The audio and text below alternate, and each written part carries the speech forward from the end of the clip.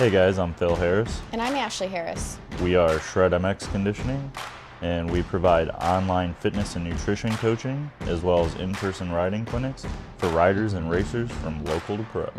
Now, we're racers ourselves, so we'll be talking about all things moto on this channel, from motocross, fitness and nutrition, injury, prevention and maintenance, local races, amateur nationals, pro events, current happenings in the sport, and everything in between.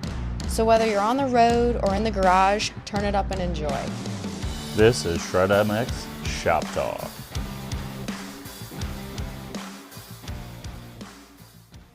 Hey guys, welcome back. We got episode 8 here. We're here to talk to you about the Redbud Regional, the wild weekend that we had. Yeah, it was a weekend, that's for sure. Practices for regionals, for those of you that don't know, Loretta Lynn's Amateur National in Tennessee in August. You have to hit qualifiers earlier in the spring. Qualify there, what is it, top nine? Top 9. Yeah. And then I think from like 4 or 5 different qualifiers, top 9 go to the same track, the regional, and you have to get top 6 at the regional. So it's been 2 weekends ago now, Redbud was our regional. That's the Mid-East region. Yes, Mid-East region. And it's always stacked, always freaking stacked. It's always one of the first ones too, so that's why it's a big reason why it's always stacked and everything. So a lot of people seem to hit the Mid-East, and then when you have a track like Redbud, a lot of people just want to go there because it's Redbud. Yeah. So they do practice on Friday, and then it's a 3-moto format racing Saturday, Sunday, and generally they have different divisions on Saturday, so you have to qualify down. They'll do LCQs and stuff on Saturday. So like for us, we raced 1 moto Saturday, 2 on Sunday. But before we even got to go, shit went down. Yeah, it was kind of a shit show trying to leave here. We got this new tall roof van, and we had never hooked the camper to it yet. We installed the hitch ourselves. So we did the hitch. Phil did the wiring harness. My dad helped him. I had no idea what we were doing on that. We got a brake controller on it, and we had pulled the little trailer, our small enclosed trailer that we have, and everything worked fine. Lights, brake controller, everything was good. So we were like, cool. We had a weight distribution hitch from hauling the camper with our other van, so we were like, oh, we should be good. Then it hook it up. But wait a minute. I spent the majority of Thursday and Wednesday cleaning out the inside of the camper, getting it unwinterized, washing it because you were doing bike work, like always. Yeah. We always have bike work that needs done. So I'm washing the outside. I had to clean the roof. There was pine needles in the little gutter. Like, spent time getting this camper ready, loading it up. We get everything loaded. It's Thursday. I took a half day off work. You didn't work. So we're loaded. We're hooked up, ready to go. Yeah, and it was kind of our fault. We should have hooked up to it and looked at it prior to this, but we got everything loaded up. I think we even got bikes in the van and everything. We were hooked up and ready to that's go. Right. We were hooked up, and we pulled out onto the road, like the flattest part by our house, because our driveway has a little bit of a slope, so it's kind of hard to tell.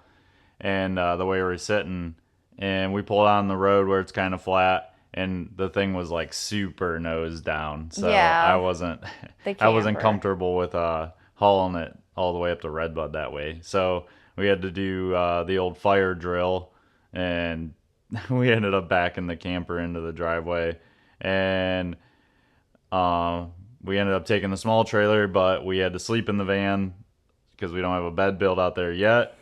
So we had to unload everything out of the van, put it all in the trailer, hook up the trailer. We ripped the mattress out of the camper, and we threw it in the back of the van, and then we finally got on the road like 2 hours later. Yeah.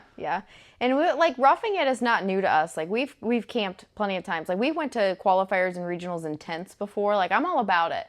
The problem for me, though, we were ready to go, and I had planned food to be in a camper, like meals. You know, I knew I was going to have a stove for breakfast and a fridge to have lunch meat for lunch and a freezer to cook things for dinner, or even like I was going to take stuff to make smoothies because I've been really digging smoothies lately. So I had just planned in my mind to have the camper. And again, I don't need a camper or a motorhome. Like, I can rough it just fine, but everything I bought, everything I planned for was like, we're going to have the camper this weekend. Cool.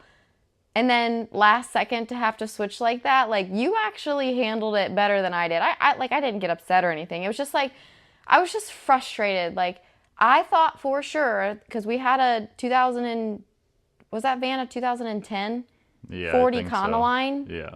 E350 van. I thought for sure there's no way that van would sit higher than our new van. Well, apparently the bumper does. So it was just frustrating. So we left, and I mean, a lot of times, like with moto, if you've rode for any amount of time, you know, you have to make things work last second. We made it work. It was fine. We were going to Redbud. I didn't even care. We figured it out. But I posted like a story on my Instagram, and shout out to just all of the moto family that we have, the people who know us.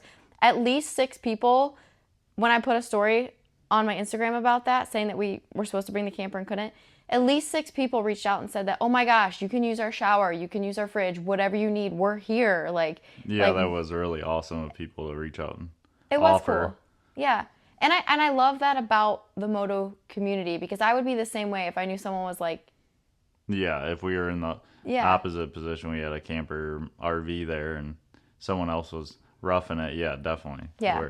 I'd always try to help people out. Yeah, for sure. But I mean, honestly, we did okay. I was grumpy about it maybe for like an hour, especially because we were... Oh, that's the other thing.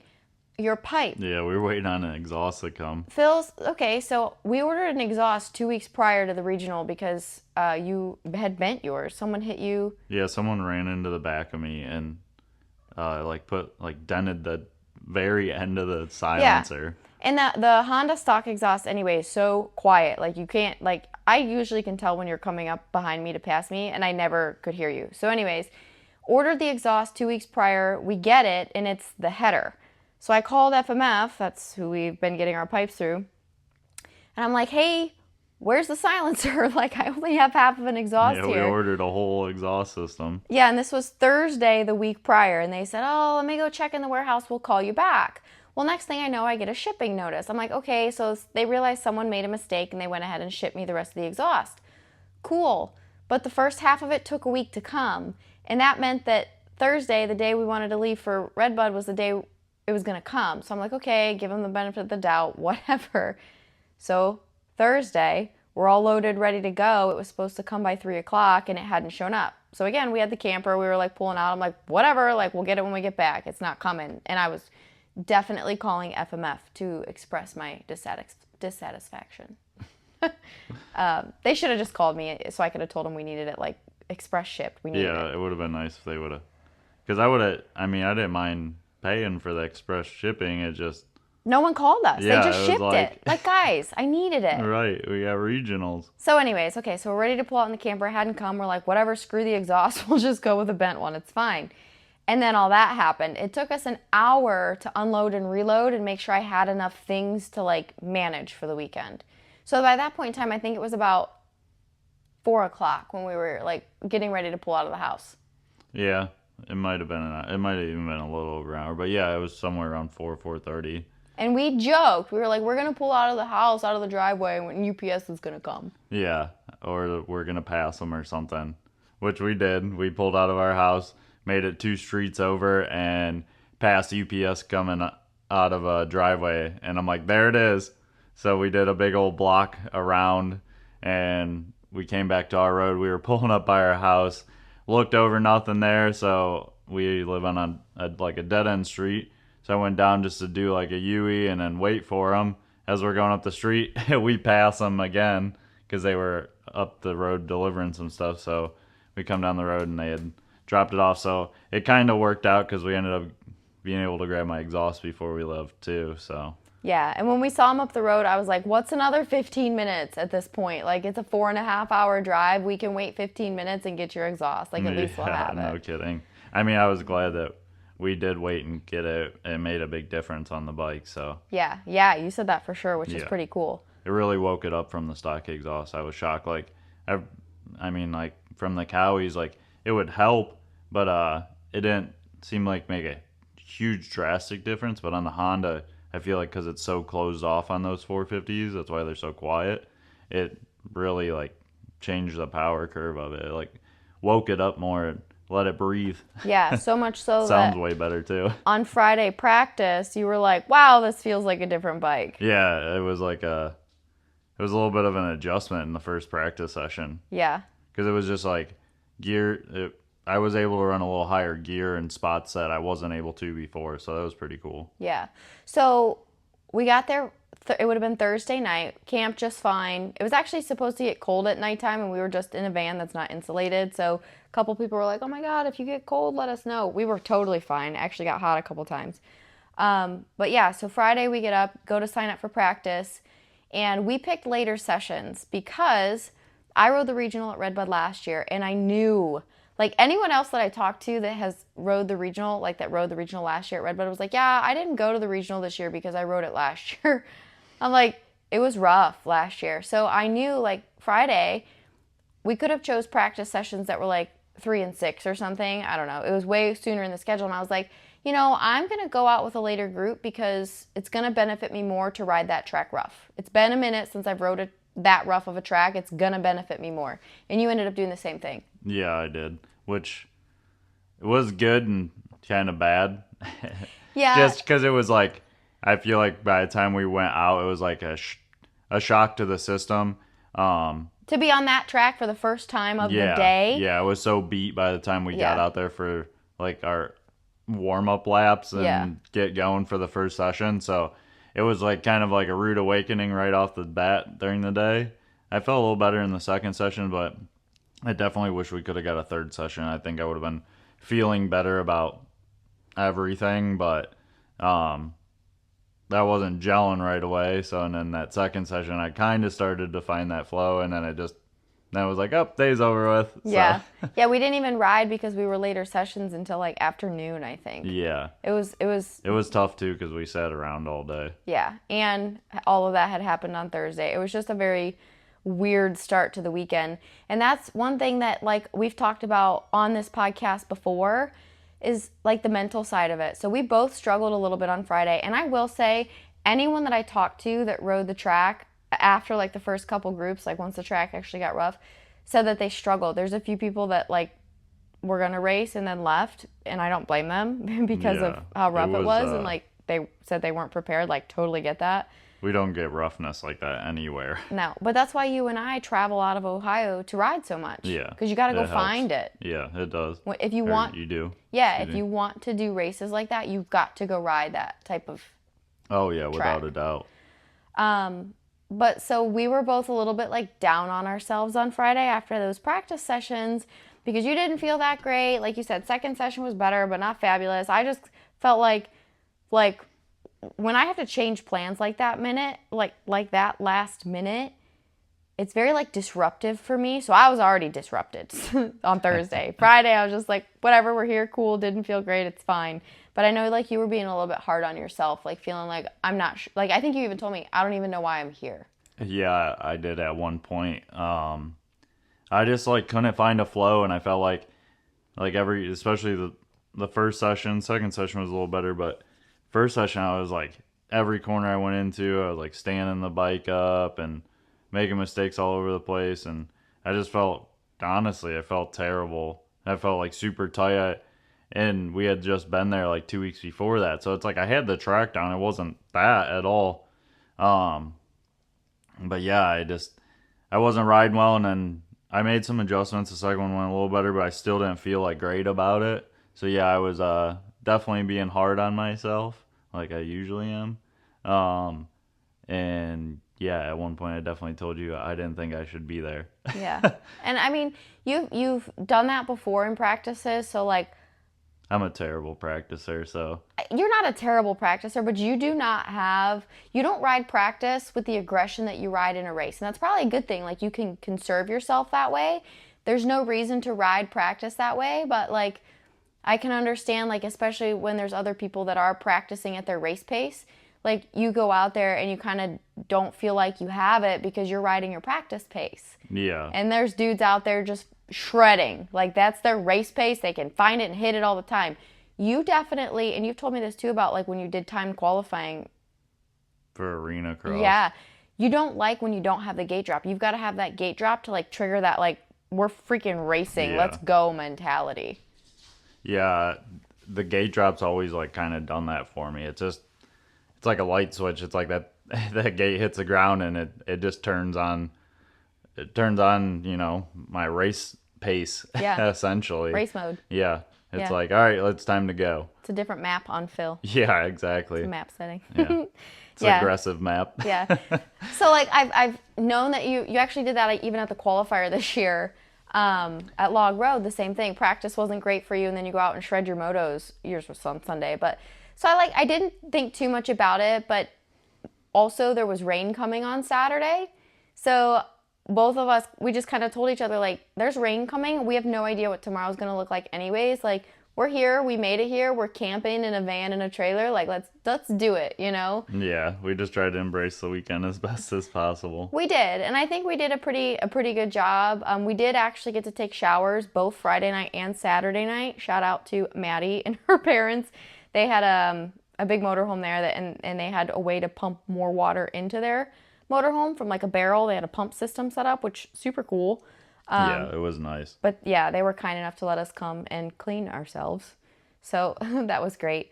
But yeah, so Friday practice, for what it was good. It just did not go well for us. And I think I said to you too, I don't know that there's really any person, any racer that goes to regional practice on Friday and thinks, man, I got this. Like maybe like a select few like kids that are riding all the time. Or like Kylie Stallings was there in the women's class. Maybe her. Because she was shreds. Maybe her. She's on like a whole nother level though. Right. From like the majority of the rest of us women riders. And that's cool. Like, but very few people go to that type of practice and are like, I got this in the bag. Like, I'm ready. It kind of made me feel better though too after we got done with practice day, got cleaned up, and we kind of strolled around, talked to a few people, and hung out with some people, and it was kind of a common consensus as we were like talking to people from that, from Friday practice. Like everyone was like feeling like pretty much. I kept hearing people say like, "Man, I felt like a turtle out there," and I felt terrible, and so it wasn't just us. There was a lot of people feeling the same way, so.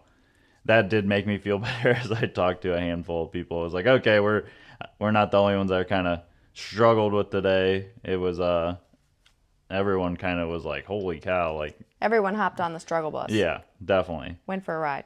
So yeah, I tried to, like you said, we just tried to embrace the Saturday as a new day and you have to take it as whatever it's gonna give you. Yep, you have to. One thing we found out too, which I don't know if it's widespread news yet or if people have really started figuring this out, but so we found out Saturday morning they were just going to do a sight lap practice. And I was like, that's weird because usually you'll do like at least a full race day practice Saturday morning and then Sunday is your sight lap. At least 3 or 4 laps. Yeah, 3 or 4 laps. But they were just doing a sight lap Saturday morning.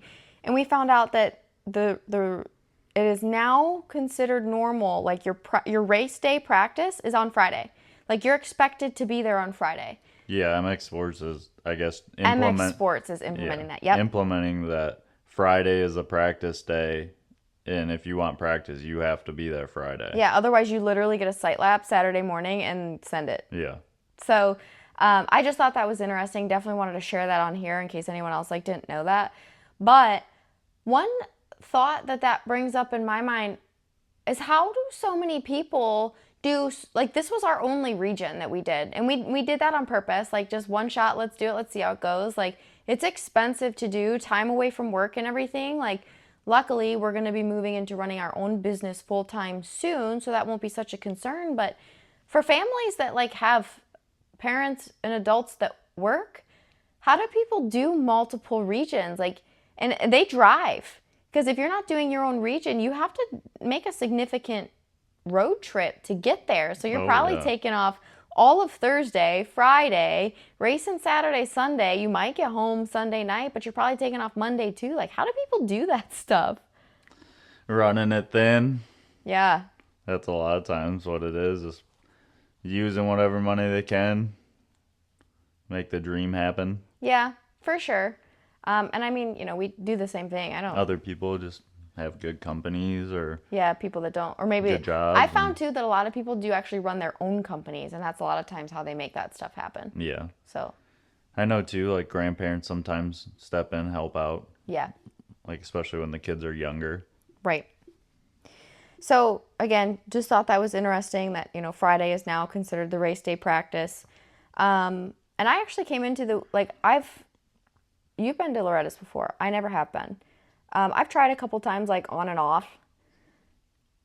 Always wanted it too bad and never performed well at the regionals. Never. Like I can get through a qualifier no problem, but come to regionals, I always get just like expectations and nerves. So You always kind of freeze up there. Yeah, always. I always do. So coming into this weekend, like especially after riding practice, I totally just accepted the fact that if we get to go down there, even if it's just for you and I get to support you and the other riders that we have down there, I'll be stoked. So I took all expectations off myself. So yeah, like you said, after Friday, we just kind of reset and like I was just ready to go race. Let's go see what happens. And we knew rain was coming. Yeah. So we got up Saturday morning and the rain had pushed back until like 3 o'clock or something. It was late. So like we were excited, found the running order. You were technically moto 1 and 4 and I was 6, but for the first set of motos they had divisions. So you ended up being like 1 and 7 and I was 12 or 10. I was 10. Okay, yeah. 1, 7 and 10. So we had a little bit more of a gap. You had a little bit more of a gap between your back-to-back motos. They always do that to you.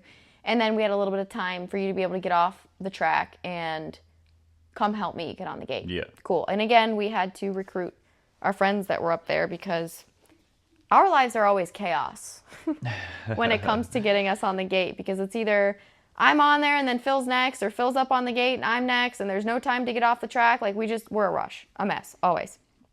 Never fails. Yeah. At least one of our classes are like right by each other. Yeah. So again, we had help. Thank you all to those who help us and chase us around, because man, is it a production for us.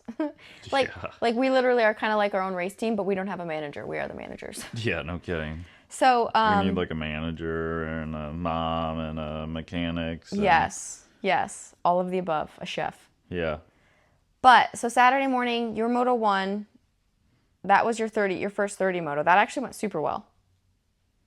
Yeah, it did. Same thing, kind of went into the weekend with trying to have like zero expectation on myself, and I even told you, because like I knew I threw it away a little bit last year, overriding in the motos in a couple of them, and this year I was just I wanted to go out, try to get decent starts, stay off the ground, and just log solid laps, and just whatever the moto gave me, try to finish like consistent motos, essentially. That was my goal. It was a little more of an up and down weekend than that. But. Yes, but that was your goal because last year you won a moto at the regional, and then the next moto for that class you wrecked. Yeah, I wrecked out of it, and I just DNF'd it. Because I know you were hurting, but I also feel like there was a part of you that thought that it was just over. So you're like, whatever, I don't even need to finish. Yeah, kind of. I had a really bad approach to it last year. And when we discussed it after, it was like, there was a possibility if you would have stayed out there that you could have still qualified because you won a moto. Like, you had such a low point there. So anyways, coming into it, you were just like, just log laps, I just wanted to log good motos, finish. Yep. So, yeah, the first moto for me of the day, I was the first division, Moto 1, and the track was sweet. They tilled it all up. It was like all fresh for us. But yeah, I pulled a killer hole shot. And I ended up leading most of the moto and had a good little battle with Brock Peterson. And he snuck around me on the last lap down in the bottom section. And I almost got him back before Larocco's. We were like side by side. It was a good battle to watch there at the very end. We were like wheel to wheel pretty much to the end. So yeah, it was a lot of fun. And then same thing in the plus 25 moto, I got same thing, good jump, and rode well.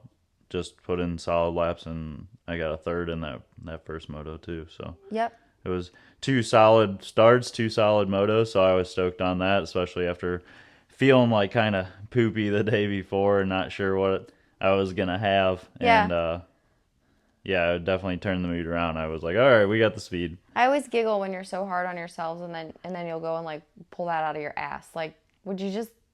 I get mad at myself for doing that sometimes because I don't understand.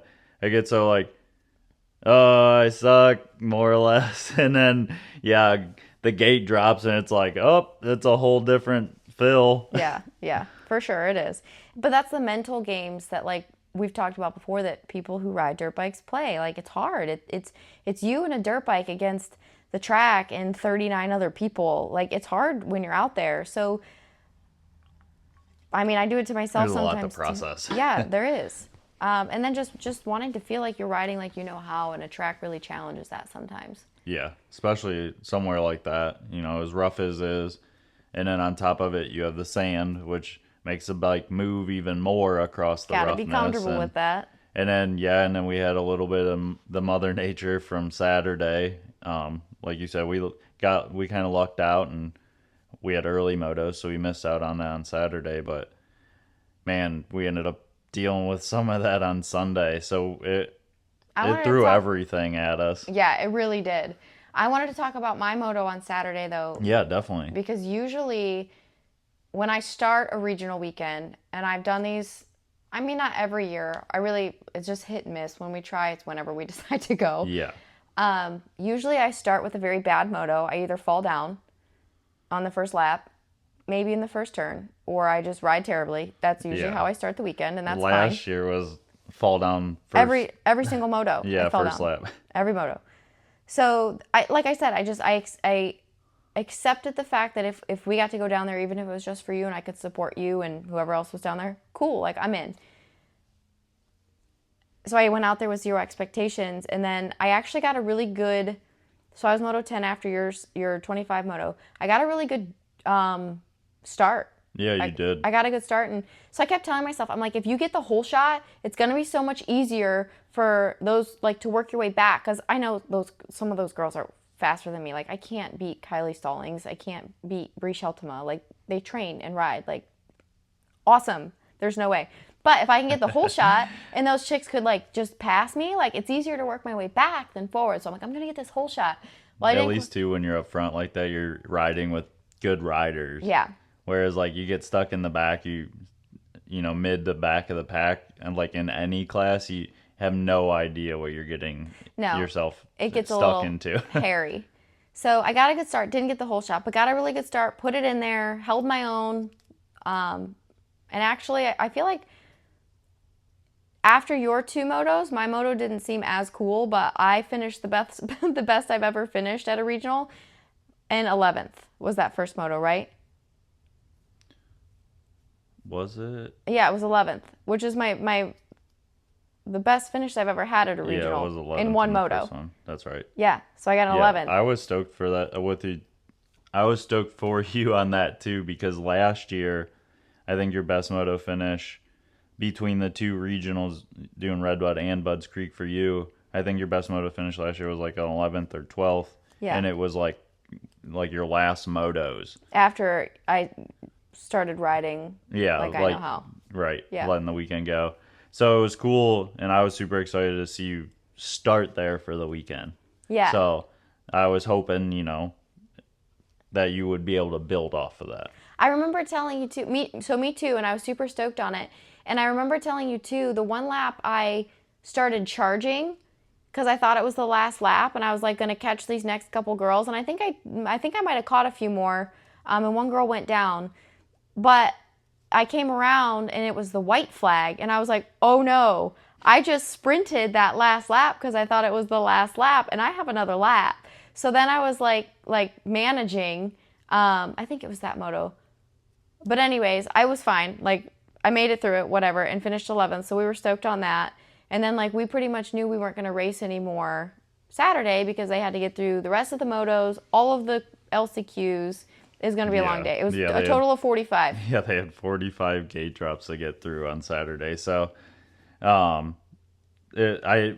had a good idea that we probably were not going to do any second motos that day. And we were okay with that because it started drizzling at like 3 o'clock. Yeah. And never stopped. No. So there was a time when I was like, yeah, cool, like I am like super thankful. Like we were the lucky ones, got our motos done early. Like, sorry for you if you raced an LCQ at Redbud because you were slopping around. I feel sorry for you. Hopefully your bike is okay. But so we missed that. So I was like, cool, like no big deal. It's supposed to stop raining, not supposed to rain overnight. It'll dry up. It'll be nice and like it'll probably be a little sloppy in the morning, but then it's gonna shape up.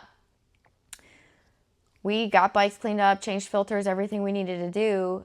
And then when we were sleeping Saturday night, I remember waking up and hearing rain on the van, but not like a little bit of rain, like a lot of rain.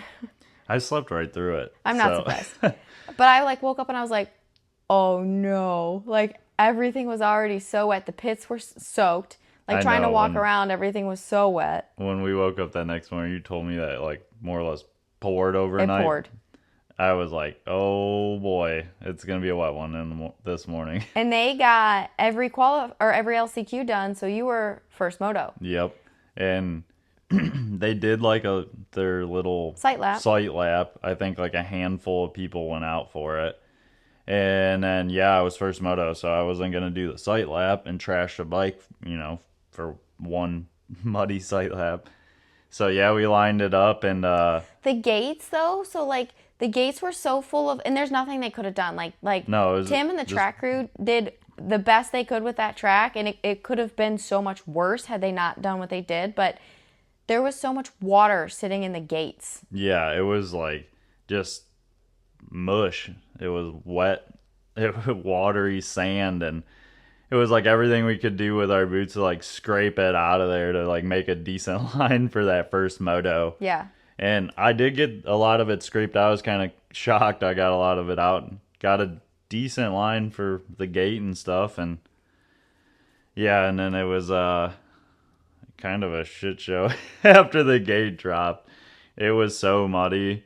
We took off. I got a good jump out of the gate, but it was like I felt like I made it about 10 feet off the gate and just hit like a sinkhole. It's like my bike just stopped and I went into the bars.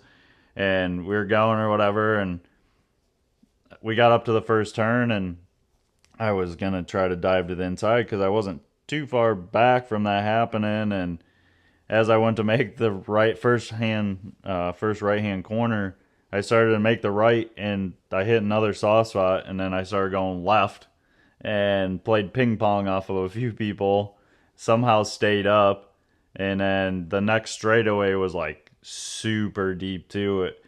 And I mean, honestly, the whole track was deep. It was like all right in spots, but it was like because we were that first moto and they had kind of pushed some of it around, it was really hard to tell where the soft spots were. So it was like you'd be going and hit a soft spot, and it was kind of sketchy that first lap.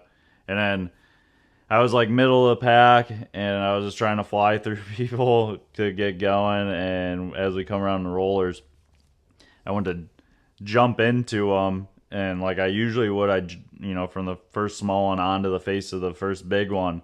As soon as I jumped into it, just launched the bike all crooked and weird, and I ended up hitting the wall on the side and flipping over, and I got up backwards and had everyone coming at me, so I had nowhere to go.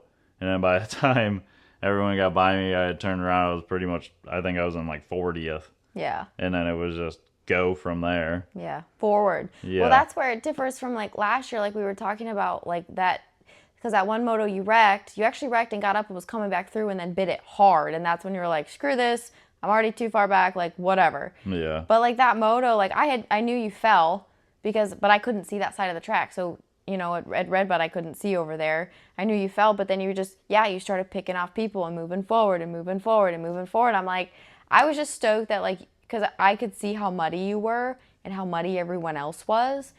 So I knew that the track was tough. Yeah, it was brutal. And then just like you said earlier, when you're in the back of a class that usually you run at the front of, you're riding with different skill levels of people. So like you can ride in the mud well. Generally the people like me usually, who are at the back of the pack, especially in a mud race, struggle in the mud. And that's just how it works. So like when you're back there trying to fight around those people, they're going all over the place. You're trying to take a straight line to get through them. So like you're just trying to avoid the carnage. Yeah. I wasn't being very smart too because I was just trying to go forward, but I was running too low of a gear in a lot of spots, and I ended up starting to overheat my bike. And I had we ended up, after the moto, finding a lot of like my radiators are almost clogged off. Yeah, so you finished up that moto in 19th. You came back from like dead last and finished 19th. And Kelly, my stepmom Kelly, said that she was watching, I think it was for that moto, she was watching the live timing, and she said that one lap you passed 5 people, and then the next lap it was 5 more people, and then it was like 4 people, and like until you got yourself up there again, like from last. So you were, in those motos, they cut us down to 4 laps on Sunday. I would guess because we had 2 sets of motos to go through and with the mud and stuff. Yeah, definitely. So you didn't have much time, but man, did you go to work in the 4 laps that you had. I did. And then 3, because you basically wrecked right before the finish line. Yeah. Yep. Yeah, I had a lot of work to do, and it worked out, but I brought it back about mid-pack or so, but after that moto I wasn't feeling too good about myself. I thought we were going home. So you pulled off the track, and I'm like, yep, we'll just pack it up and leave. I'm good. Like, you were trashed. Your helmet's trashed. The bike is just trashed. It's steaming. It overheating more or less. It was puking some antifreeze. I wanted to cry because I crashed in that moto. I was like, here we go, another year. And yeah, we sat there for a little bit. I actually had noticed that the throttle cables broke right as they come out of the housing. They broke the plastic right there. And so I was like kind of defeated, sat there. They were like kind of getting us in staging because I was 4th moto for plus 25. You were right back on the line. Yeah. I'm like, what are we supposed to do with this bike? It's overheated. They didn't give us any time to like clean anything. So luckily my dad was there, and he was like helping us out. And you and him dug out my radiators, poured some water down the front of them, got as much sand out of them as we could, and then luckily Megan Marker and her dad they were pitted close to the starting gate. They had heard us talking. They were pitted close. They actually ran back and came back. They had some engine ice, which luckily I already run that in my bike, so it worked out perfectly. And so they were generous enough to bring me some antifreeze. So we poured her. My dad got the cap off, and real easy. It didn't pop or anything. And we filled her back up. And yeah, I said, you know what, fuck it. We're gonna run it. Excuse my language, but we're gonna run it. And we got back up in staging, and I tried to just shake the demons from that other moto out of my head, and like clear my head for a second and say, all right, this is a new moto. This is it's gonna be different. Let's You already had the benefit too of knowing what the track was like roughly. So I mean, it was tough. Like, the bike was already heavy a little bit and stuff, but I mean, once we hit that first lap, everyone was going to be trash again regardless. So, yeah, I just lined it back up and tried to clear my head, and I got an all right start and kind of snuck through the inside there, and it was deep again, but I was being smart, and I got the bike more up in the higher gear and kind of tractored it around and found some good lines and stuff. And yeah, I rode a decent race, and it was super tough, but it was getting a little bit better because it was getting more rode in, so there was more like definitive lines, and you could kind of tell where the soft spots were a little bit more and everything. And yeah, I got a 9th in that one, so I wasn't feeling too bad. Out of 3.9, I'm like, all right, we got a real good chance in that class. We just got to have a solid last moto. So yeah, and especially after that mud. Now, meanwhile, like, so you were 1 and 4, and I was 6 on Sunday. So I come off the track, and I'm already like beaten, and I'm like, yeah, you're trying to help you. me, but I'm also watching all of this and watching what you're riding through, and I'm like trying to like decide, do I even want to go out there and race? Like, I'm not the best mud rider. Like, I have rode for so long now. Like, I know what you're supposed to do, but sometimes it's still hard when you got short legs. Like, I'm 5'3.5" I say 5'4", but not quite. I can't touch. So when you get into those slippery conditions, it's super difficult. Like, I have to rely on staying upright. I can't dab and go. There's no dab and go for me. I'm falling down. Yeah. So I was just kind of like watching you do this. You had it's probably honestly really good for me that you had a decent 25 moto right before mine, because I was like, I don't know, am I going to race? And I was like, you know what? We're here. I was like, what's it going to hurt? I was like, I'm just going to go see how it goes. I have zero expectations anyway. I'm going to try to keep it on 2 wheels. If I fall down 6 times in the first lap, I'm done. Like if I can't hold on because my gloves are muddy, whatever. I'm just going to go see how it goes. So then I would think I was like walking up there and you come running put your bike down, come running up the staging area to meet me so you can help me get off the gate. Trashed. Megan was actually helping me. I was like, can you help me with my blocks? So my starting blocks because I'm short. Yeah, you're trash. You come up there and that's what you told me, just to go ride or whatever. And I was like, okay, I didn't have any stress. I didn't really care. I'm just like, let's go ride. The gate drops, and I think I still got a pretty good start that moto too. I mean, it was sloppy, like muddy, going everywhere. I just put my head down, and I've watched you do this before, and I've kind of learned how to do it. But like when you're getting roosted really bad, I've watched you just stay on the gas, totally turn your head the wrong way so that it's not hitting you in the face, and just stay on the gas. I've watched you do that so many times. So I'm Saving just like, the goggles. I know. So I'm like, I can do that too. So like coming out of the first corner, I just kind of like put my head down. I don't think I was like as far looked sideways as you usually do, but I just put my head down. I'm like, you don't really need to see where you're going. You know, it goes straight. It's muddy. Just go. So I did, and it was fine. And the first lap, there was girls passing me because I got a decent start. I was probably like top 10 off the start. There was girls passing me, and I'm like, you know what? It's okay. I was like, my primary focus right now is to stay on 2 wheels. I got passed by probably, I would say honestly, 4 or 5 girls on the first lap. And then they started falling down. Yeah, because they're trying to go too fast. And I started passing him back and passing him back until I don't know.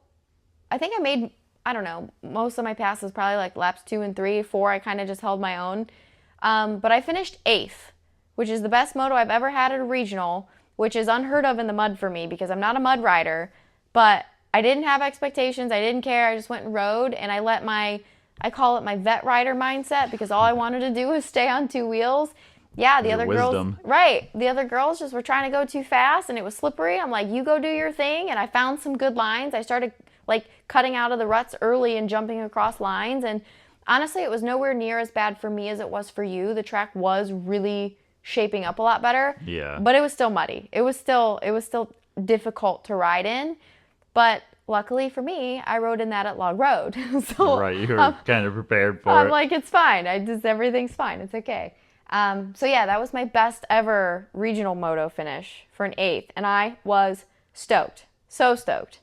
So then yeah, that was it for our first set of motos. One thing too that I wanted to mention, because like you were back-to-back motos, so we're both in, I would say, decent shape. Like we both work out consistently. Yeah. We ride a lot. We're in good shape. Your back-to-back motos though, like even for you, like sometimes that's difficult, and like I wish I would have planned ahead better. I'll explain in a second. But like, so between your Moto 1 and your Moto 4, I had ready for you. We take a book bag up to the line with water, with tools, with towels, goggles. Because we have to live up there because we're just so close together. So I packed an energy gel for you because you had said on Saturday that it was just close together. You were a little bit fatigued. I'm like, cool. I am like, sports nutrition coach. Like I know what you need here. I'm going to bring you an energy gel, and you ate it while you were in staging before your second moto. Felt great. Cool. I probably should have brought one for myself because not so much the first moto on Sunday, which was technically Moto 2, but definitely by the third moto, I was exhausted because we were so close together and from trudging through the mud and everything. So if you guys have never tried those little energy gels, they're worth a shot for sure. So, and I think you really found like how to use them for yourself. I mean, I'm sure it's different for everyone, but how you like to use them on Sunday. Yeah. I've used them before, but I've always, I guess, taken it like almost right before we get on the gate to take off. But yeah, I use them over the weekend more so to get my energy back before I even got on the gate. So it'd start hitting me before. Yeah. So as soon as I get off the track and we'd be in staging, I drink a little bit of water, get myself cooled down. And yeah, I ate one of those, there was a hammer gel, but I ate one of those hammer energy gels and got that down. And it's like, yeah, I mean, by the time we got through staging, got up to the line and was ready for that gate drop, I was ready to go again. I didn't feel like fatigued at all from that moto before. So I was stoked to figure that out because there's been times, like I said, I've used them where I've taken it right before the moto, where it kicks in more during the moto, and it's like it's kind of helped, but not as much. Where for me on this side, it was I felt good before the gate drop, so then it was like mentally I was like ready Prepared. to go. Yeah. Yeah. And I get really excited. I mean, obviously, I nerd out on that stuff. I love that. But it also, with you just being my husband, I enjoy being able to find these things that help you and help me too. But like, I like to watch you excel because we figured out, like it used to just be figuring out a protein shake on a race day because you couldn't eat much. Now it's like figuring out these little supplements when your motos are close together. So it makes me so excited to be able to help you in that way. So I had this brainchild of creating these little race day supplement packs. So just kind of pulling the supplements that we use and putting them in a pack for people so that they can buy them with instructions on when you should take them if like you're struggling with this, that, or another, like just a little supplement pack. So I'm really excited to get going with that. It just made me think about it because your motos were back to back and you did so well with that. Like you're in really good shape anyways. But yeah, when you need just a little bit of a boost because you just came off of a really muddy, difficult moto where you bit it hard, had to get up and pass through 20 people. You know what I mean? Like if you can help yourself in that way, like why not? Right. Yeah.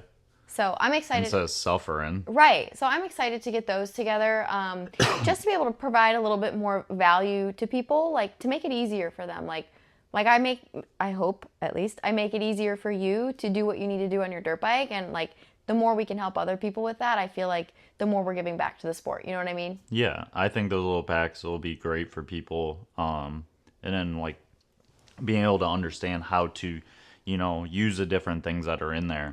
Yeah, that's important too because I've seen and I've talked to plenty of people that have these supplements, but like the timing of them using them, I'm like, what are you doing? Right. No, that's not. Don't do that right now. Like that's not what that's for. Yeah. So I think a little bit of like guidance in that. But even if like it's someone like whether you're at the track with us and you buy them while we're there, cool. Or you can order them. And again, this is all stuff we're working on setting up right now. But order them and I'll ship it to you with the instructions right in there. You know what to do for the day, whether it's a race day, ride day, just to keep your body feeling good and help it recover and everything. But I think that definitely for sure helped you with that first moto. Second motos, or well, technically third motos. First moto on Sunday morning because of the mud, because of how fatigued you were and everything. So yeah, I didn't take them before my first motos, but the in between the motos, in-between, yeah, yes. to really get that kick of energy back, kind of feel refreshed real quick. Yeah, I used it for that. It was nice, and it is super nice, like that you learned all this and have been able to help me out because it has helped with my riding and stuff because there has been little things I've struggled with at times even though I have I am in good shape and everything, but yeah, every now and again you need something else to help out, like with even like our salt packets, the element, the electrolyte supplement, like man, that's helped me keep cramps away so much, and I used to struggle with that a ton. So, yeah, I love it because it has helped me elevate my riding, by using different things and understanding how they work and when to use them. Sometimes, though, it's like I wish I would have known this stuff when I was younger and was really chasing it. I feel like I could have went a little farther, but I mean, in hindsight, it is what it is, and now I am learning. Now I get to utilize it, and maybe that just means that it helps me ride longer than if I would have done it back then and probably rode really hard and then burnt myself out and maybe not even rode by now. Yeah, and I also feel like, it's really nice to have this platform too that, yes, the knowledge that I've gained to help you use it and can speak to its effectiveness and not just me saying, oh yeah, it works. Like, using this platform to help spread the word to help other people with that too, and just how much it does make a difference. And I think that that's big too. Like I agree, it would have been great for you to have when you were younger, but now like you just use it and help other people discover like, hey, like this is what you should do, Yeah. to kind of spread the word that way. So definitely cool things there. Those element packets, I'm gonna include those as definitely. well. Just because the cramp thing for you, I know so many people deal with muscle cramps after riding, and a lot of it's because of I almost electrolytes. wonder sometimes too if more people suffer from like arm pump because of having like low sodium and like almost no electrolytes in there, and that's more so why they get pumped up in the arms or something. Yeah, I mean your muscle will attract water. So if you don't have, basically when your electrolyte balance is off in your body, it can cause a lot of different problems. So there's definitely a possibility that if that's something that someone's suffering with and they don't take any type of electrolyte supplement, that's like one of the first things I ask. What are you drinking? How much are you drinking? Like we need to kind of when people say they have arm pump, I'm like Yeah. there's so many different causes that could definitely be one of them. Yeah, definitely. And I mean, you're holding on tight, a lot of times people get it too because they're holding on tight with their arms. I've am kind of always been the reverse. I've hardly ever had arm pump because I hold on so tight with my legs. I use my lower body so much, but in turn, I used to get cramps like crazy. Sometimes even before the end of the ride day, like I'd be out there in the last session, my legs would be starting to cramp up while I'm like in a moto and stuff. Um, so I feel like it's almost the same thing. I was overusing my legs and I didn't have enough nutrients in my body to counteract, my muscles from cramping up and everything. So, Right. So just figuring out those little tips, tricks, things that you can do to help yourself yeah. feel better on the bike is definitely huge. And I know I look forward to helping other people with that, and I'm sure you do too. Yeah. I was going to say too, you were also probably super tired outside of like helping me pushing bikes up there because between motos, we were also kind of like fire drilling it, trying to get bikes Yeah. washed. So let's talk about that. So we finished the first moto on Sunday, which again is technically Moto 2 Yeah. of the weekend, and we And have you to were go Moto back. 6, Yeah. and we got done. Then we started washing. Yes, which luckily we were right next to the pressure washing bay, but I mean, your bike was trash, so it took you a Yeah. while to get the heavy off. Yeah. And then you started to wash mine, and I'm like, no, like, you can go chill. Like, you need to start recovering. I will wash my bike. So I'm over there washing my bike. You're like trying to get some food down and whatever. Take me a while to wash my bike, too. And then, like, I happen to remember, which, by the way, the races are still going on. Yeah. And we're trying to get this stuff done. And it's taking a while to wash bikes, whatever. Oh, I think I changed your air filter, too. Yeah, you did throw a new air filter in for me, and then I started kind of like just going over the bike. I think I'd put some gas in it and stuff, and Top mine off, too. I was messing with the throttle, and it had stuck because those cables were broke. Well, I was messing with it, but it was only really when you turn the bars to all the way to the right, it would stick. Otherwise, it seemed like it would mostly snap back. So I was like, you had even asked me, oh, do you want to change those or try to see if someone has some? And I didn't want to try to tear into it because for me, I was probably going to have to tear the tank and everything off. So we kind of went back and forth, and I don't think you overly wanted me to ride it that way, especially how tough the track was. So you ended up going up the championship and to see if you could find me some throttle cables. So I just finished, hung out, tried to get a little more food in me and hydration, and Well, mainly we needed engine ice. oh yeah, Your bike was that's empty. right. I filled it up, and with the rest of I forgot about that. I was filling it up, and I needed more engine ice. What I had left in the box, it ate it. Yeah. So I was like, oh no. So you ran up. That's right. You ran up the championship then to get engine ice, and then you're like, I'll see too if they have some cables. Right. I thought just in case, like, you wanted to put them in, at least we would have them, you know? So I was hanging out back, like I said, getting some food, hydration, trying to anyways, and I had to scramble and trying to listen to motos and make sure I, make sure we're where Which, we by the were way, at. we were parked right by the pressure washing bays, and it was, like, such a challenge to hear what was going on because of how muddy it was. There were people pressure washing over there. Constant pressure So washing. we're, like, trying to, like, listen and not sure what's going on. So anyways. Yeah, so you ran up there and you ended up finding they had engine ice and they did have throttle cables, and luckily too, they had a technician there, so Yeah, so he I bought the cables and the engine ice, and I was like, you wouldn't happen to like by chance have someone here that could help us put them on, could you? And the one question he did ask me was, how clean is the bike? And I said, we just pressure washed it. yeah. And Jim is his name at Championship said, he's like, my tech's here. He's like, if he's not busy, you can take him over there and he'll help you guys. So his name was Kyle. I had rode my bike over there because it was like a good little distance and I needed to hustle.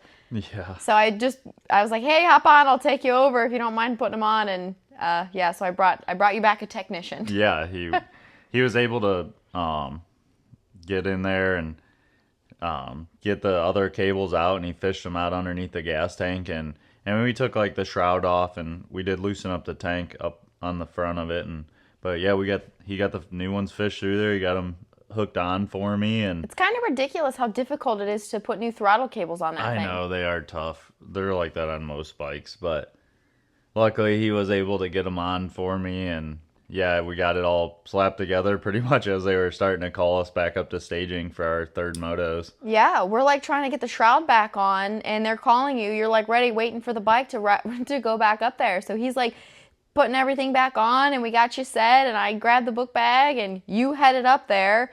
I took him back over to Championship and met you back up there in staging. Yeah, it worked out. That was our break in between motos. Yeah, not much of a break, kind of a scramble around. So there wasn't a whole lot of rest, and really didn't get a ton of food in. No. But enough to suffice for the last motos. But yeah, we got it together, and I was thankful for, that Kyle guy coming over and doing those cables for me, because I wasn't 100% sure how I was going to go on those other ones. Red Belt's a scary track to ride with broken throttle cables. Like, I was not going to have you try to do that. I mean, luckily I got through that 25-second moto on them. Yeah. It didn't cause any issues, but yeah. So I went out, we got up there for third motos, and by then the sun was starting to peek out a little bit here and there, and the track was getting a lot more rode in. So I was hoping for, some better motos, or a better moto, especially after that 19th. With a 219, I honestly had no expectation of getting in with that. I figured it was a pretty big shot in the dark, so it was just go up there just to run the moto, more or less see how the track was and see what happens. So, we lined it up and figured we'd just send it, and didn't get like the greatest jump out of the gate. And but I was able to like sneak around the inside, and I come out, I think I was in like second, and I don't remember if I was second. You were up there. Yeah, I was up in there. I think I got shuffled back a little bit though, and then we kind of sorted ourselves. I was in like fourth or fifth off that first lap, and then I just kind of got rolling and found some good lines and picked my way through a couple of those guys and got my way into second. And I made a little bit of time on Brock, not enough to like pressure him or even like, anything like that. But yeah, I had a really good moto. I was flowing. You did. I was flowing really well. Like moving through people. Yeah. So I felt good. I had some really good lines. So I was excited. So yeah, I ended up getting a second in that one. So 2:19.2. And somehow that gave me a 7th overall. Yeah, which is awesome. Yeah, one outside the actual like make it line. So first alternate should definitely get me in for that one. Yeah. And then the turn around again, 4th moto in staging, slammed another energy gel, get myself ready. Got on the gate. I was honestly feeling really good. Plus I was probably riding a little bit of the high from getting a second in that other moto. So same thing. I'm like, all right, cool. Let's get a good start and kind of know some good lines and let's go. So got up there and I jumped off the gate and I think I got crooked or something with the ruts after it. And, went up, tried to kind of do the sneaker on the inside. Didn't really work that time as well. And we got real bunched up, and I was probably like middle of the pack. And Probably I might have been just inside the top 10, somewhere back there, but like fighting through people was kind of chaos the first lap for some reason in that moto. Like people were everywhere, and we come into the corner before Larocco's, and I was kind of trying to sneak around the inside, and I got two up on the wall, and my back end started to kind of like slide down. And I think someone tagged me in the back end. Next thing I know, I like high sided over, like not very hard, but there I was again picking myself up, and I was pretty much by the time my bike was like almost going over the edge of like the mound that I was on. So by the time I got myself up and going, I was pretty much in dead last again. So it was On the first lap. yeah, on the first lap. So it was all salvage mode again. But it kind of worked out. The track was a little more beat in. I did know some lines, and the rollers were getting pretty like chopped out. So a lot of people were struggling through them. That was like my strong section. Yeah, when most people, like if you rode at Redbud, those rollers end up turning into these weird little like, sometimes they're tables, sometimes little step ups. They are wild when they get beat up. Yeah, they were like massive singles. And I watch people struggle in them, and that is always a spot that you just stay so strong in all freaking day long. It's frustrating from my point of view, just so you know.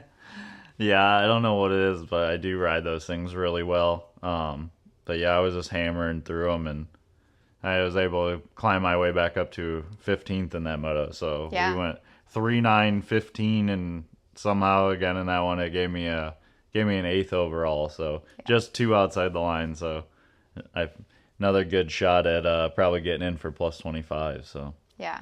And then I was 6, so you were 4, yeah, I was turn 6. around And that moto, like everyone just disappeared. Like, so you got off the gate, and I walked back over to like put my helmet and stuff on and grab my bike.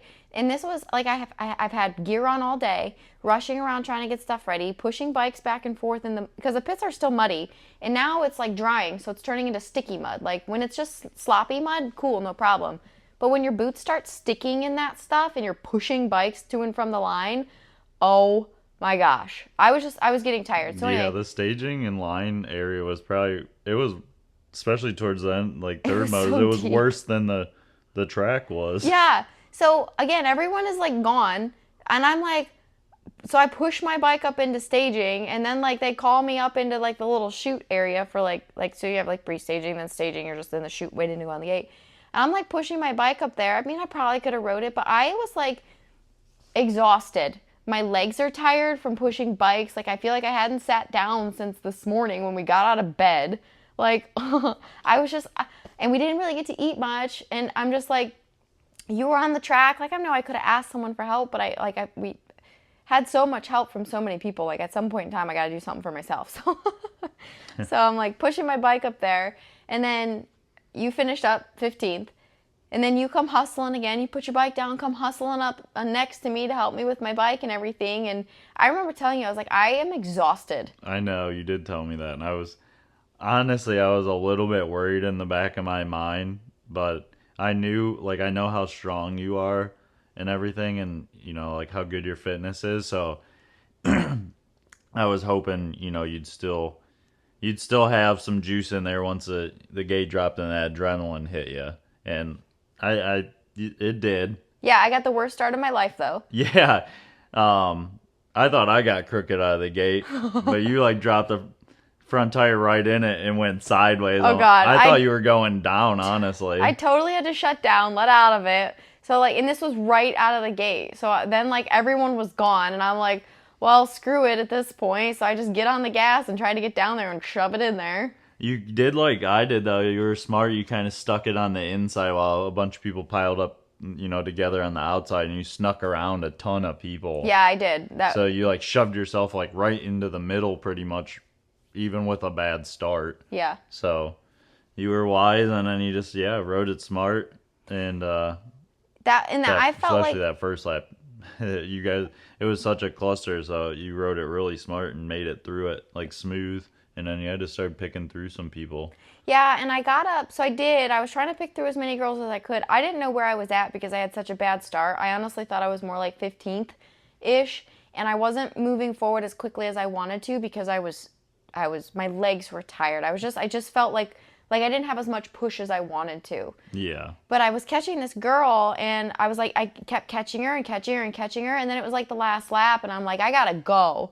So I start really chasing her down, and I'm like, all out, like, keep her on 2 wheels. Like, I don't know, I don't know where I was at that point in time. I was like, I want to stay on 2 wheels, but like, see if I can at least get this girl, right?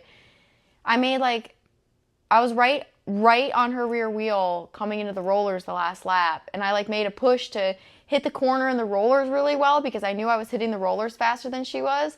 So of course I tried like too hard, gave it too much gas, almost bit it in the corner right before the rollers. So I'm like, you know what? If this is where I finish, this is cool. So I just got through the rollers, got up over the finish line, and I went straight back to the trailer where I had been stopping to talk to you because I felt like that was my worst moto. I'm like, I was tired. I didn't have the push I wanted to. I thought I was in like 15th or 16th. I'm like, I didn't ride like I wanted to. I'm exhausted. So I rode straight back to the trailer, took my stuff off, and I'm like sitting on the ground or whatever. And I know, I come walking out. If anyone's been to, any of you guys that have listened have been to Redbud, you have to walk all the way around from the gate over essentially into the infield if you want to be like in a mechanics area, which is right before the finish line. It's such a far walk. Yeah. So I'm all the way over there. So I come through the tunnel expecting you to be somewhere in there. I'm like looking around, don't see you. Yeah, and then I got over by my bike where all our stuff was. All the stuff's still there. I'm like, okay, I don't know what the heck happened. Yeah. And then, yeah, I rode back and there you were back at the van already. Yeah. Well, I was not stoked for me, but you were stoked for me. I know, I come back stoked.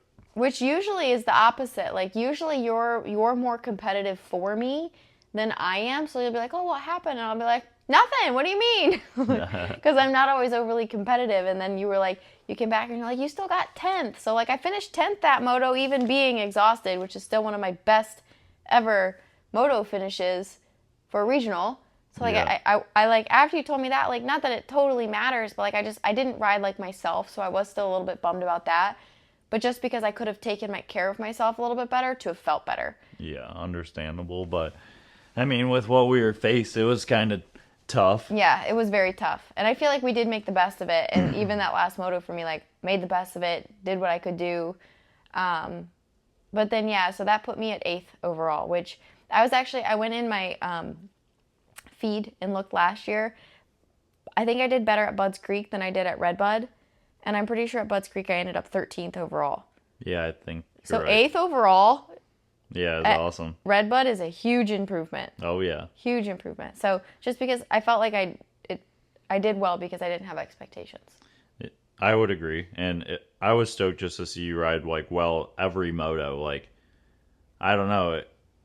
There wasn't a whole lot for me to come off the track and be like, oh, what are you doing? Or, what happened? Anything like that. Like, when I watched you, like, you were pushing the whole time.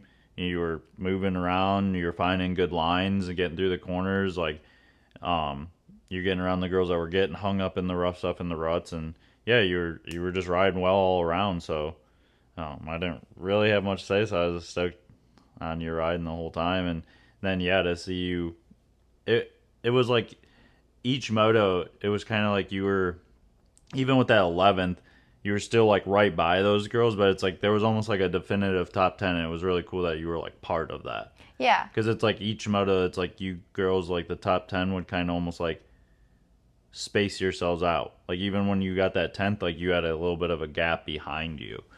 So it was cool. You rode really well and put in some good motos this year. Thanks. And I don't take that lightly when you say that, because if those of you who don't know Phil that well, he is not a sugarcoater. And I tell everyone this. If you ask Phil for help, like if he's going to train you, cool.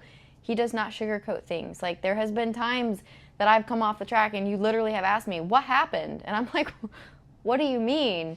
And I mean, we try not to argue about it, but it does happen. But it like you're just very good at being honest. And so like when you say that. Sometimes I'm brutally honest. Yes, but I've been with you for 12 years now. I'm like, I know what to expect. Yeah, I'm used to it. Right. And honestly, that's kind of what I was expecting that last moto, for you to be something along those lines. So for you to be more excited than I was like, man, I must have rode at least a little bit better than I thought. So like I said, I don't take that like lightly when you say that stuff to me. So thank you.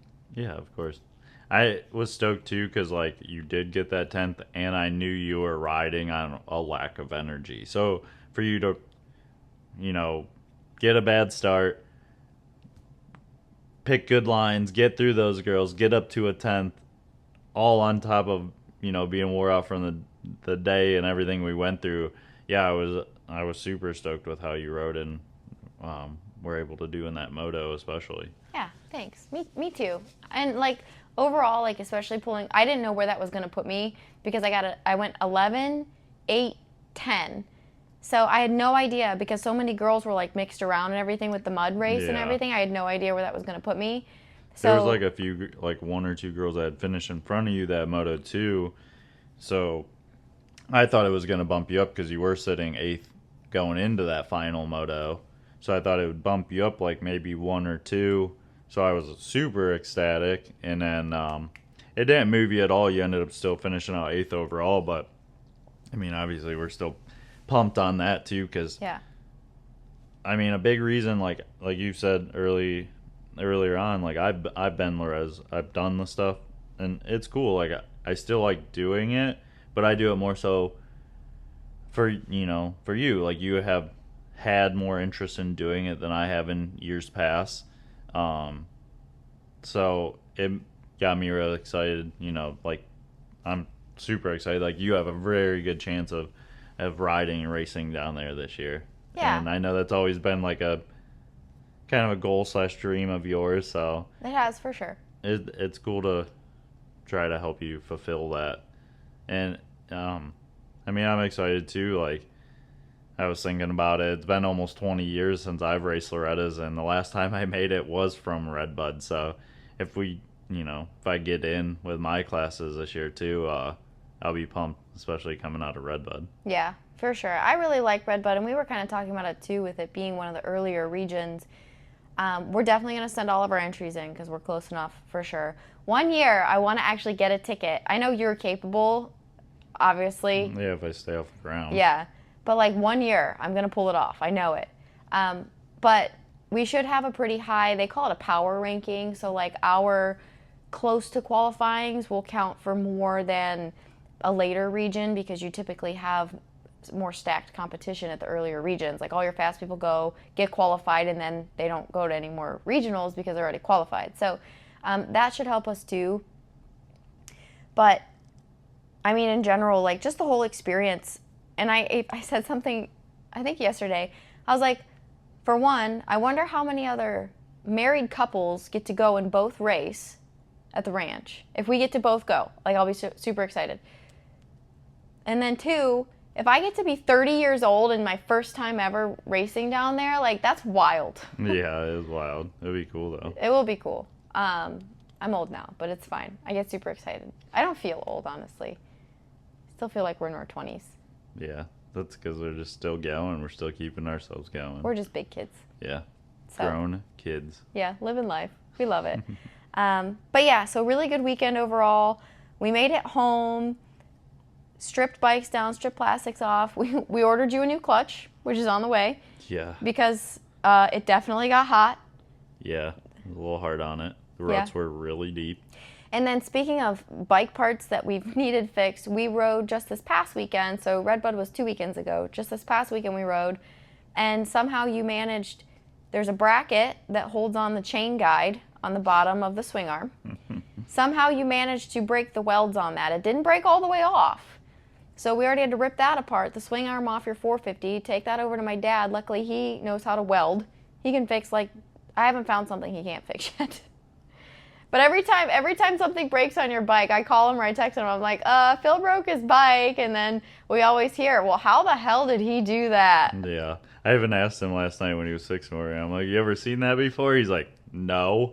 Right. Like, I don't know. So just like someone said this too, you can either be fast and broke because you complain that you're broke but fast. Yeah. Or you can complain that you're slow but you have nice stuff. Right. You can't be fast and have nice stuff. It doesn't work. No. So anyways, that was just kind of funny. But we got that fixed because swing arms are $800. And there's no other way to fix it unless you know someone that welds. So again, my dad welded it back together, all good to go. Yeah, luckily I didn't rip it all the way off, and it wasn't too far out of whack. Like we just were able to we ground the welds a little bit down, and we were able to push it straight back down, and then he just welded up a lot better for me.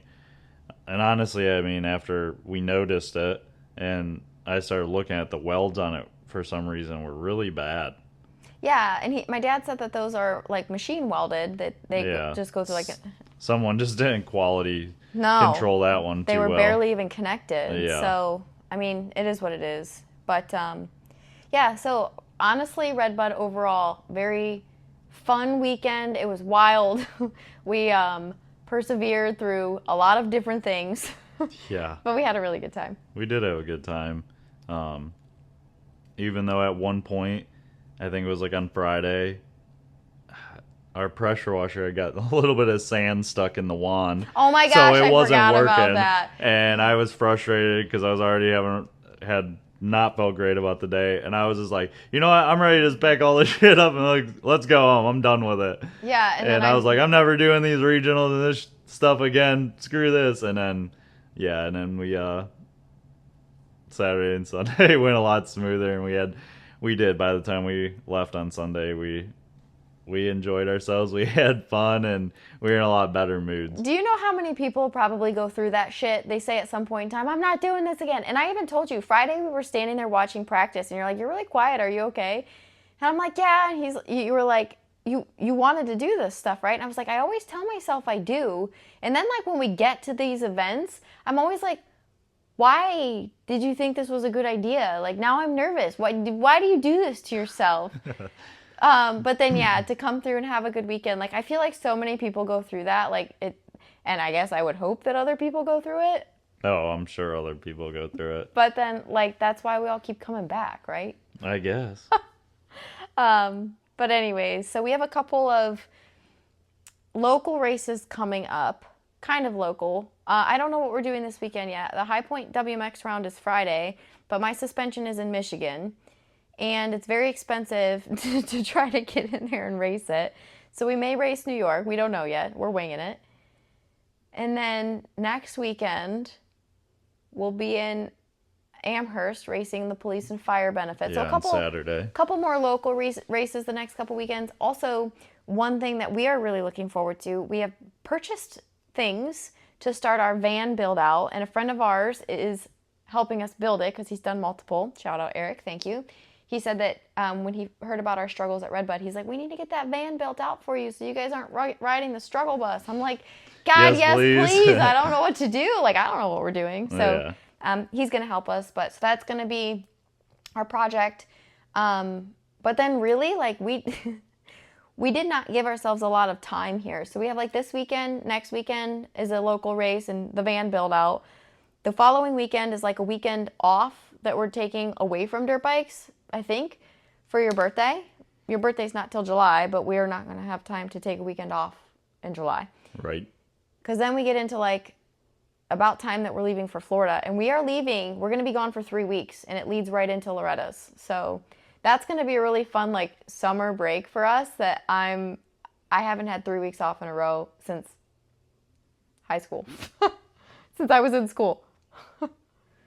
Yeah, I can't remember the last time I've been like somewhere else for 3 weeks in a row.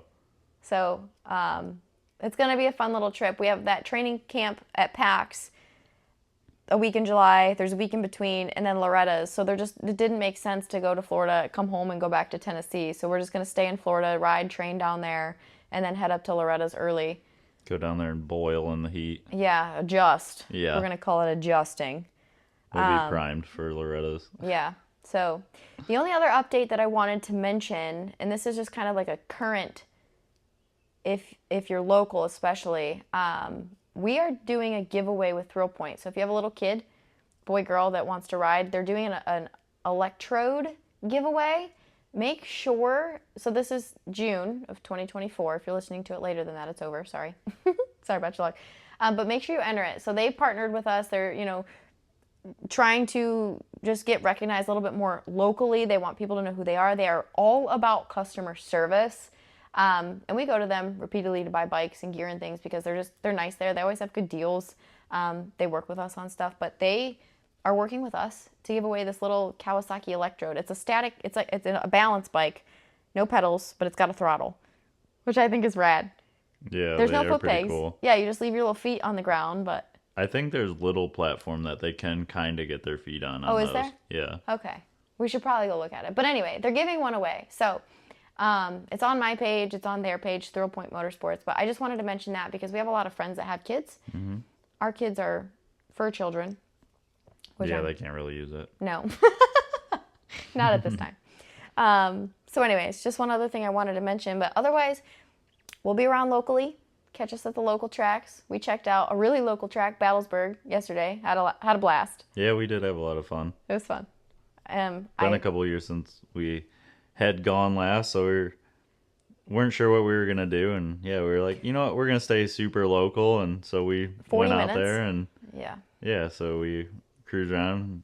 We both did like 4 or 5 sessions. We had a lot of fun yesterday, so yeah, it was cool. I rode your Honda 250 because my suspension is in Michigan, and now I don't want to ride my bike anymore, so that's a problem. Yeah. I knew that was gonna happen. Yeah, I think we both did, but so that we're working on. But also sneak peek for my girls that ride, especially those local.